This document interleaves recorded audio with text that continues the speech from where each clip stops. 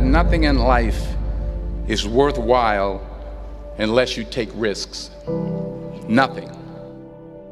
Nelson Mandela said, "There is no passion to be found playing small and settling for a life that's less than the one you're capable of living." Now, I'm sure in your experiences in school and applying to college and picking your major and deciding what you want to do with life, I'm sure people have told you to make sure you have something to fall back on. Make sure you got something to fall back on, honey. But I never understood that concept, having something to fall back on. If I'm going to fall, I don't want to fall back on anything. I want to fall forward. I figure at least this way I'll see what I'm going to hit.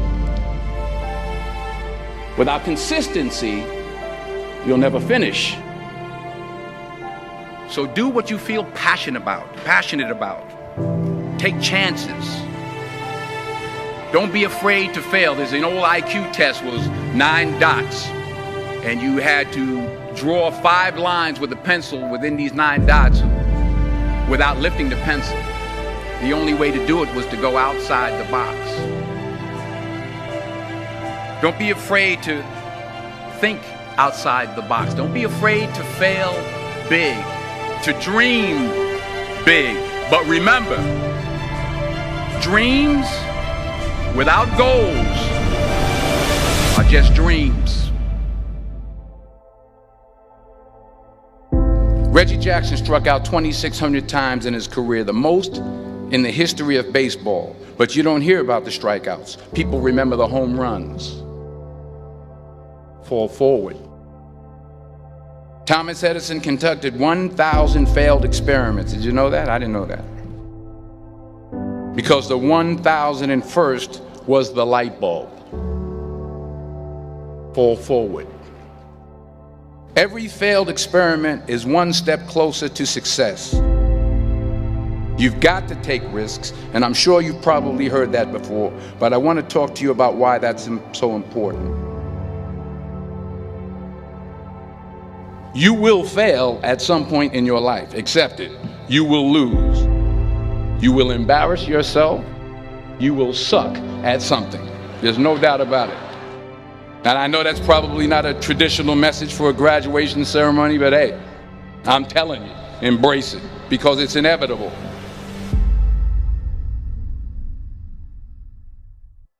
In the acting business, you fail all the time. Early on in my career, I auditioned for a part in a Broadway musical.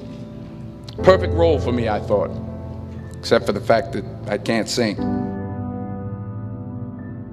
I didn't get the job. But here's the thing. I didn't quit. I didn't fall back. I walked out of there to prepare for the next audition, and the next audition, and the next audition. I prayed. I prayed. And I prayed. But I continued to fail, and fail, and fail. But it didn't matter, because you know what? There's an old saying, you hang around the barbershop long enough, sooner or later you're going to get a haircut. So you will catch a break, and I did catch a break. Last year, I did a play called Fences on Broadway. But here's the kicker. It was at the Court Theater. It was at the same theater that I failed that first audition 30 years prior. The point is, every graduate here today has the training and the talent to succeed. But do you have the guts to fail? If you don't fail, you're not even trying. I'll say it again. If you don't fail, you're not even trying. To get something you never had, you have to do something you never did. So imagine you're on your deathbed, and standing around your deathbed are the ghosts representing your unfulfilled potential. The ghost of the ideas you never acted on. The ghost of the talents you didn't use. And they're standing around your bed, angry, disappointed, and upset. They say we came to you because you could have brought us to life, they say. And now we have to go to the grave together. So I ask you today, how many ghosts are going to be around your bed when your time comes?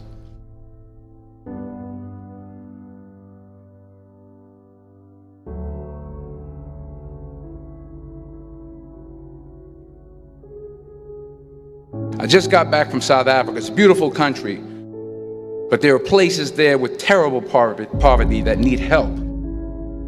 And Africa is just the tip of the iceberg. The Middle East needs your help. Japan needs your help. Alabama needs your help. Tennessee needs your help. Louisiana needs your help. Philadelphia needs your help.